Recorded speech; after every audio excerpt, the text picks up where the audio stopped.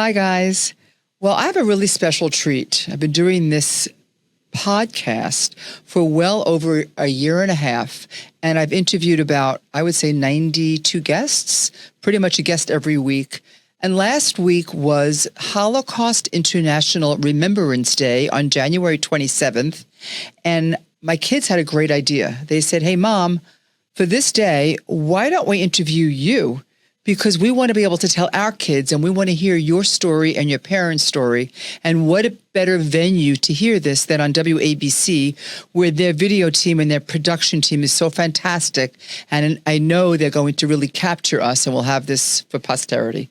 So I want to welcome Jake Miller and Jennifer Miller, my two children. Jennifer has a PhD in neuropsychology. And Jake works in the real estate business, soon to become part of my company. Every day we ask him more and more. And we're going to begin. And I think that this is, I'm so honored, guys, that you are interested in my story and my parents' story. And I don't get to talk about it a lot. So thanks for agreeing to do this, or asking me to do this. Yeah, thanks for having us. We're excited. We've heard all 92 of those podcasts, and it's exciting to finally be here. Well, thank you for taking the time to do this with us. I think it's very important. We have some questions we wanted to ask you. I guess we can just dive right into it. So can you share a little bit about your parents' experience during the Holocaust? Sure. My dad was in something called the Siege of Leningrad. If you could just picture Manhattan, if all of a sudden one day in New York City, there's a war and they say, okay, we're going to shut New York City because it's an island, no food in, no food out. We're just going to shut the city. Well, that's what happened to my dad. My dad was in Russia and they starved people. 4 of them starved to death. Before the war, my dad had his parents were in the horse business. They had horse farms and in the horse business. So they had a lot of leather for the horses, for their hoofs. So they were so hungry that his siblings would have to eat the shoe leather. My God. Before they died, and they died of hunger. My dad, in order to save his remaining siblings that were alive, he joined the army as a Jew. And he said he joined the army because he was given 1 loaf of bread a month to share. When you were in the army, you were given food. So he had 1 loaf of bread. He had to stand on line, and he was at least given a ration. So he was able to have some food to feed his siblings. And then his parents, they were harboring some gold because they were just trying to hold on anything they could. And a neighbor told on them and said, this family has gold. You're as a Jewish person, you weren't allowed to have any gold. So they sent his parents to Siberia to a work camp where they froze to death and they died. So my dad survived. It was terrible times. Millions and millions of people died during the Siege of Leningrad. So that's just so hard to hear every time I've heard that story, and still it's great. Now, my mom is a more interesting story because she talked about it a lot more. My dad was very closed, and my mom used to talk. My dad very rarely spoke. As a matter of fact, we were not even allowed to say that he was from Russia. He always felt very paranoid. The people wouldn't like him, and he'd be found because he actually defected the army. So we were always worried that he was always worried that the KBG would come knocking on his door. So we never were able to tell people that we were Russian. My mom was in Poland in a town called Vilnius. And it was kind of like living a very normal life. She was 11 years old, and she gets a knock on her door. And it was the Gestapo, the Nazis, Gestapo, came knocking on her door and said, "New sheriff in town, you need to pack your stuff and leave." So she packed up everything that belonged to her that she could, as an 11-year-old, she used to tell the story that she put on like 9 coats. Somehow she thought they would protect her. And she marched, and they took her to what's called a Vilnius Ghetto. It was a work camp. And she had 2 brothers and a mother. And the 3 of them marched to the work camp. And they were there, and about a month after they were there, one of her brothers, Moshe, decided to go out and get food. And, you were able to leave you had to wear a star and a number. And they were given their number, and they went out to get food. He went out to get food. And they seized him in a flea market that he was at looking for food, and they sent him to Auschwitz. And there's where he was killed. And then her other brother, who she stayed in the camp with for a while, I would say the first year, they became very close, and that was really her hope to have somebody there with you to go through this. Yeah. So she stayed with him, and then one day they told her that they were taking him out to work and they were moving him, and she didn't believe them. And they said, no, he's going to come back. We need to move him to another work camp. So she's an 11-year-old girl, and she follows them by foot to see where they're taking him. And she notices that they're taking him to what's called the Ponary Forest. During Poland at the time, before the war, the government built these oil tanks to have fuel for the country. And there were big holes. There were 12 of them on the ground. So now, because of the war, they never filled the holes with the oil. So they were empty pits. They took him. She watched him and maybe another 100 people from the ghetto get off to stop where they were walking. She followed them. She was behind them. She was hiding as she was walking. And she saw that they took each one of these people from the camp. They were shooting them and throwing them in the pits. She literally watched her brother get shot and thrown in one of the oil pits. At 11 years old. At 11 years old. She ran back to the ghetto, and she told all her friends what she just witnessed. She said, I just saw my brother. They're not taking them to camps. They're going to kill us all. We got to get out. We got to get out. Well, nobody believed her. Right? Excuse me. At this point, she was around 12 because it was a year later because she spent 4 years there. So they said, you're imagining things. You're just a little girl. You don't know what you really saw.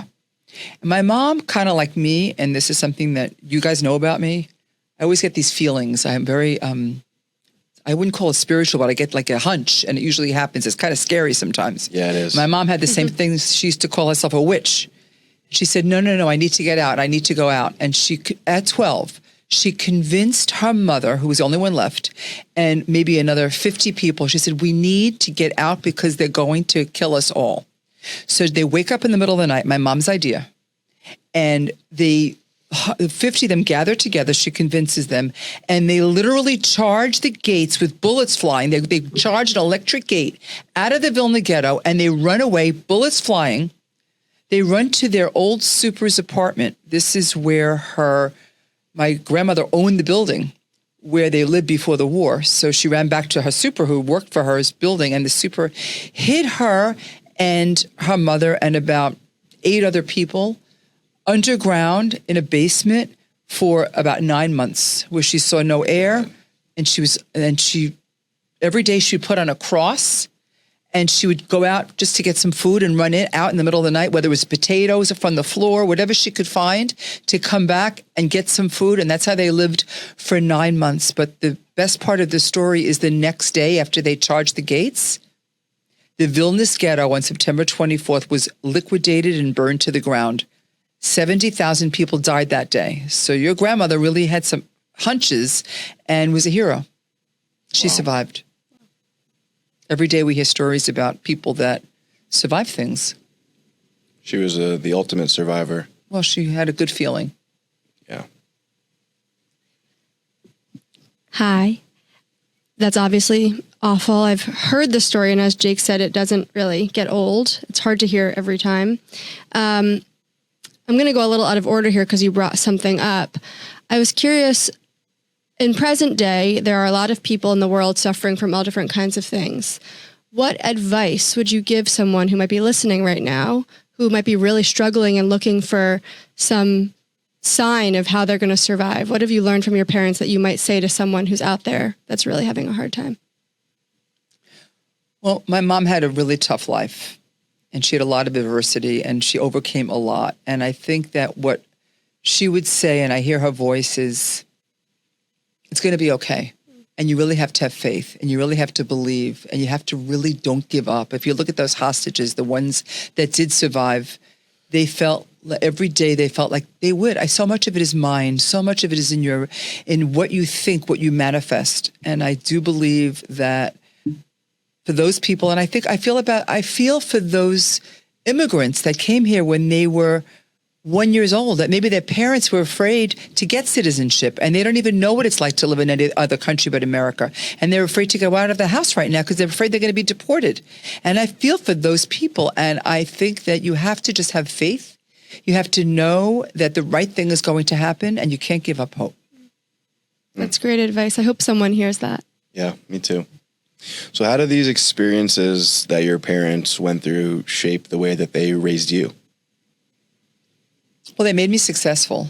And I always tell you kids, I think that you have one of two paths where you could really take care of your kids and you can coddle them and you can make sure they get into the right schools and you could do everything and be a helicopter mom. I was not that.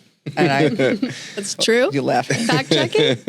And I was not raised that way. And I always say, what's my favorite line? What do I say to you? Mommy doesn't make money, she makes cookies. But what do I say about? Figure it out. Figure it out. I've been told that many times. Figure it out. I was so worried about my parents not having to worry anymore. So their job was to repopulate and have more children to keep the Jewish tradition alive. So I didn't ever wanted to burden them with any of my issues. And I've raised myself. And I knew that they were there, but I could not go to them with anything. So they gave me independence. They gave me the tenaciousness to make money and the independence and the work ethic. And I thank them for that. How do you think their trauma might have influenced how they parented you? It's a tough question, Jen. And maybe it's different for It's each. good that you're a PhD. I know I am a psychologist here, but my day job is off. So how has it shaped me? Well, it's made me a little cynical. It's made me, I have a motto, I prepare for the worst and hope for the best, rather than preparing for the best and hoping for the worst. So I always look at what the worst case could be, and then I move from there. And I'm a very good decision maker. And I think it's hurt me in areas like commitment, because I'm always afraid that something bad is going to happen. And I don't really believe in, I'm always waiting for the next shoe to drop. And it's made me anxious. So that is a post-trauma from them. Good psychology question. Are there any traditions or habits or values that really stand out that they instilled in you because of what they endured, and maybe you had peers that you grew up with that you couldn't relate to in those senses? My mom used to have an expression with her Yiddish accent. She used to always say, if you're only born in this country, anything can happen. And that was what she believed. And my mom at 40, divorced my dad. She had 4 children. She didn't really speak. She never went to past 4th grade. She ended up becoming wealthy and running businesses. And there was nothing that you cannot do. My mom used to say, no matter what it takes, I will walk over dead bodies. And she literally did. At the end of the war, which I just want to add as a footnote, when the war was over, so she was hiding in the super's apartment. Then he threw her out. So then she had to run someplace else because the war was not over. So she ran to a friend that my grandmother knew named Maria, who was a Catholic woman, a Polish Catholic woman, that hid them behind a china closet in their house, where there were also German soldiers coming. And every night they would come in and they would dance and they would drink vodka and they would say how many Jews they killed that day. And my mother would listen. And it's horrible. She when the war was over, she didn't even know that the war was over. It took like a day for them to even recognize that there was daylight. And she runs out and she sees that she just wanted shoes. She had no shoes. For all these years, my mom had no shoes, 4 years, no shoes. So she runs over dead bodies and she picks up, she was just so happy then to find shoes. And she finds 2 left shoes. And she wore those shoes. They were the wrong size, way too small. Wore those shoes for, 6 months, even after the war. My dad met her and he used to make fun of her. Wow. Your mom had 2 left shoes. And that's what my mom would say, is that she would do anything, whatever it took, dead bodies, walk over them. No means yes. And that has helped me so much in business. Yeah. It has helped me so much in raising you. It's hurt myself. It has hurt me in my emotional life. Yeah. But it has helped me in my everyday life with raising children and being a success in business. Well, yeah, never going to take for granted putting on my shoes in the morning. Just quick note on that, though. Can you expand a little bit more? I know that I've heard over the years that after all that, after everything you described, her mom then got apprehended and was taken and arrested, and she had to walk 200 miles or so with a random boy that she found to try to go rescue her and beg the guards to please let her out, and they did. I was wondering if you could tell that story as well. My mom is also shocked right now because she doesn't think we listen to her stories or remember. I'm shocked. Yeah, I know. So after the war, my grandmother was always a hustler. You know, you want to know where I get my salesmanship from, where you get your salesmanship from. So after the war, my grandmother said, well, you know, they threw us in camp for doing nothing. Let's start making money. So she decides that she is going to get involved in the black market. My grandmother, my mom's mom, starts to peddle fake passports, vodka bottles, sugar, cocoa. If you needed something underground, you went to my grandmother. Wow. She became a kingpin of underground market for making money in Vilnius. One of the ways she made money is she was selling alcohol, and you weren't allowed to do this, and cigarettes, which was a big commodity at the time. Yeah. So after the war, she's peddling these cigarettes and doing all this, and somebody comes along and they tell on her, and they put her in jail. And the jail was in a place called Kovno, which was about 200 miles from where they were living at the time. This is after the war. They were already settled. Everybody's died. My mother only has her mother, and now her mother goes to jail because she's selling cigarettes. So she walks. My mother now is 15. She walks and hitchhikes every day to the jail. She gets to the jail and she sleeps. She tells the story. She was sleeping in the street. She was so tired. She was walking and walking and walking. She gets to the jail and she says to the guard, I've lost everything. It's all I have left. Just put me in jail. Please let my mother come out. I guess her salesmanship and the vodka she brought to the guards let her out. So what does my grandmother do? This is the classic. She continues to be ahead of the black market and continues to peddle cigarettes. She said, you know, I remember her saying this, if they're going to put me in jail for selling 5 cartons of cigarettes, I might as well really do this. And she became really rich and very famous, and it eventually bought her way to come to the United States. Wow. Well, it seems like your parents and your grandparents' story has really shaped who you are. I know that it's also shaped who I am, even hearing it from them and seeing you. You know, we definitely have a culture in this family of just make it happen, whatever it takes. Have you felt a sense of responsibility to share their stories? My dad wouldn't talk about it, as I said. He was very paranoid. He was very damaged by the war. He was very volatile. He wouldn't really talk about it. My mom would. And I feel when I see what's going on the college campuses, and my grandmother used to always say, you know what? They're always going to call us a dirty Jew. They're always going to come after us. We'll never be safe. They're always going to hate us. And I never really understood her. And I used to cringe with my parents' Yiddish accent, or when they would tell stories like this, or I couldn't date anybody not Jewish. I would cringe at these stories, at these demands that they would make for me. But when I see what's going on in the world today, and I see how small we really are, and how the discrimination is something true, it makes me want to be able to speak out and say, hey, this is a witness. This is going to have ramifications. This can happen again. It is happening again. And people like myself and any other Holocaust survivor that is alive needs to tell that story. Yeah. Do you feel like growing up as the daughter of Holocaust survivors has shaped your opinion on human rights and general resilience? Well, resilience for sure. If there's anything I am, it's resilient. You guys are resilient. You guys were you were victims of September 11th, where we couldn't come back to our home for 7 months. And then your dad died when you were 12 and you were 8, and you watched him die, and you were in bed with him when he was passing away, and you were left from your home, and Hurricane Sandy, and all of these things. We all have to be resilient because shit's going to happen. And it's about resilience that separates the people that go on and have healthy lives. Yeah. and those that have a bad attitude, like my dad. Can you My dad was very damaged, and my mom wasn't. Is this something you can teach? Are you born with resilience, or can you learn it? I think if you have support around you, you build resilience. If you have love around you, you build resilience. If you're isolated and you feel like you're alone and you can't talk about it, you will not be resilient. You will crumble. Yeah.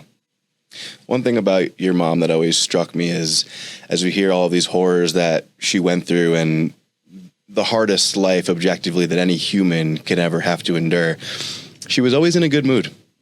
She used to say she had the best life. She said before she died, she said, "Don't cry for me. I've had the best life in America. This is the best country in the world. I love America." She went back to Poland, I would say 15 years before she passed away. She said, "I never want to go back there. I love America. I am so happy for this country. I'm so sorry I even went back to see it because America has given me everything. In this country, you could do anything." And my mom truly loved America. Wow. Have you ever faced or heard about or been in front of ignorance about the Holocaust or misunderstanding about the Holocaust and, people that deny the Holocaust? How do you handle that? Well, she didn't because she passed away 8 years ago, and this anti-Semitism, even though it was lingering, wasn't as prevalent as it is today. So she didn't have to face that. I have to face that. I have to fight those battles. I have to speak for her. When I talk to you, or I talk to my last guest, which was Richie Torres, who's a big supporter of Israel, or Adela, or anybody that's been on my show, and I talk about and I speak out about the Holocaust, it's my right. I'm her voice. Yeah. Because it can happen again, and we have to talk about it because it is happening again. Yeah. So how do you keep your parents' memory alive? Stories like this. Yeah. Repopulating, having more children, hopefully having Jewish children. Yes, you made that very clear. Being happy. Yeah. Being successful, and remembering her fondly. I notice you only say her. My mom. You don't feel the same way about your dad? The Holocaust really hurt my dad. He wasn't in the Holocaust, he was in the Siege of Leningrad, two different things. But he was very damaged, and he was very volatile, and he was very broken. And my dad, I never saw him really laugh or smile. He was very serious. He was very disciplined from being in the army. He wasn't a happy person. Yeah. And he suffered. He ended up having a bleeding ulcer because his inside suffers so much. When you watch your parents starve to death and your siblings starve to death, and you have to save them, and you can't. Yeah. And he was in war. I mean, he suffered so much. Yeah. It's heartbreaking. Having known both your parents, just as an add-on, can you tell one very quick story about each of them that has nothing to do with the Holocaust that they might want to be remembered by?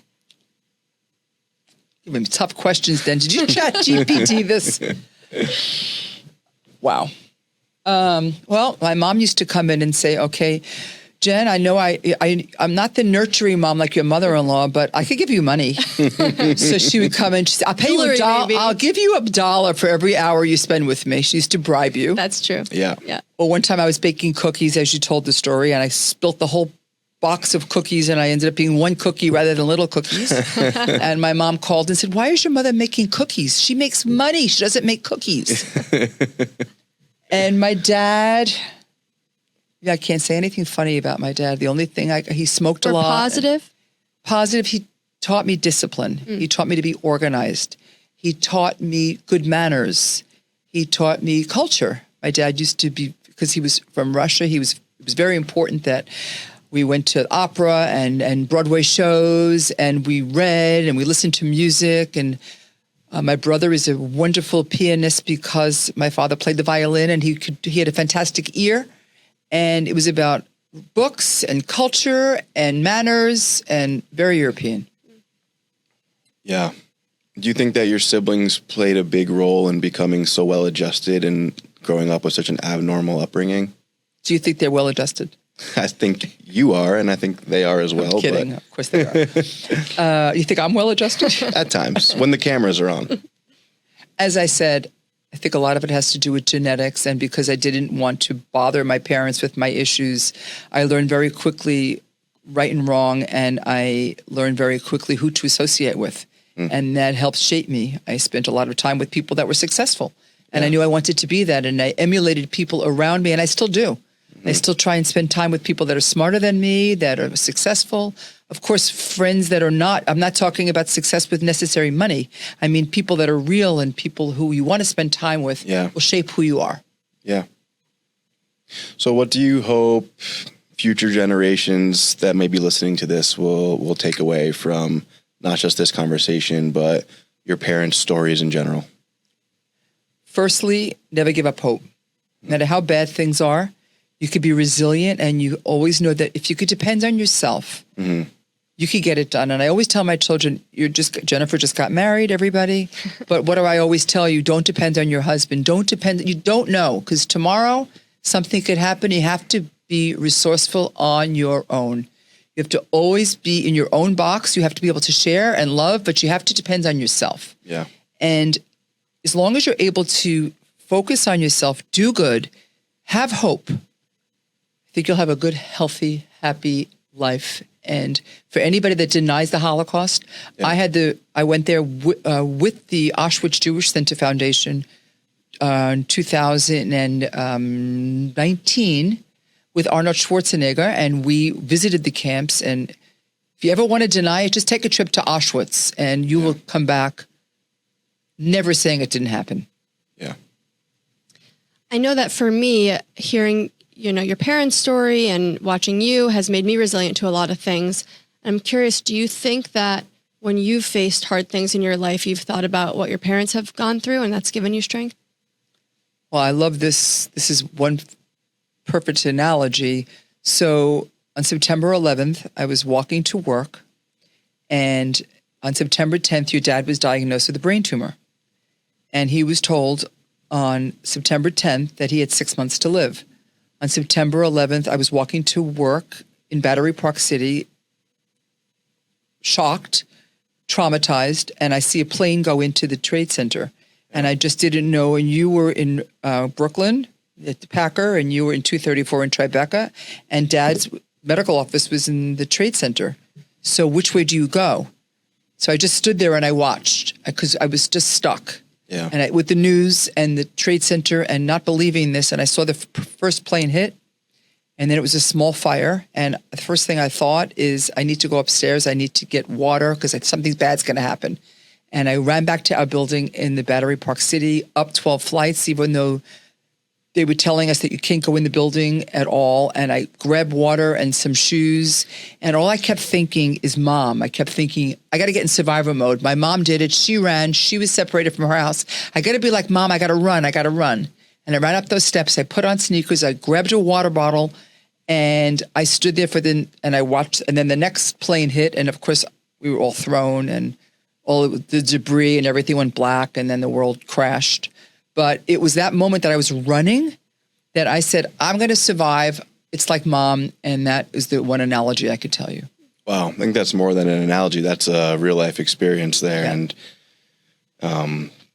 I guess I just want to say thank you for that and everything else. I mean, you've been such an amazing mom, and you balance and do a lot. And hearing stories like these really puts into perspective the sense of weight around, some of the things that you do and the way that you might act, and have a lot of respect for you and your parents. And I love you very much. Thank you. This means so much to me, guys. This is this is worth all the shows we've done. It's my favorite podcast. I definitely live my life that way. I think that, I can talk about things, I can complain, I can be anxious, but I think I have a way of not letting the little things really get to me because I'm so appreciative every day of what we have. And I think a lot of that comes from both of my parents and, both of my grandparents that have been through different types of trauma, a lot of which is your parents. And just knowing what you guys have survived gives me a lot of inspiration to not sweat the small stuff, as they say. Me too. Oh, just one last thing. I think once a day, if something happens, if my feet hurt, or if I'm having a headache or something is bad happening. I have had a bad meeting. After visiting Auschwitz, it is implanted in my brain. I have it great. Yeah. This is great. Yeah. Look what they went through. I think about this all the time. I even think about the hostages, as bad as they were. My mom's best friend was a violin player, and he used to tell the stories that he was in Auschwitz, that the Nazis would make him play the violin outside in the snow with no shoes on for hours and hours and hours. When he came to this country, he had no feeling in his feet. Oh my God. And these people survived all of these things, and they still became okay.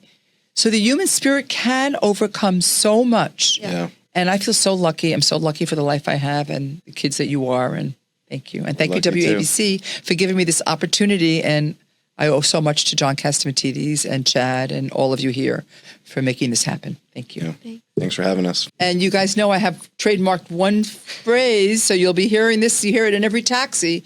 Got to end with, never bet against New York. I'm Suzanne Miller.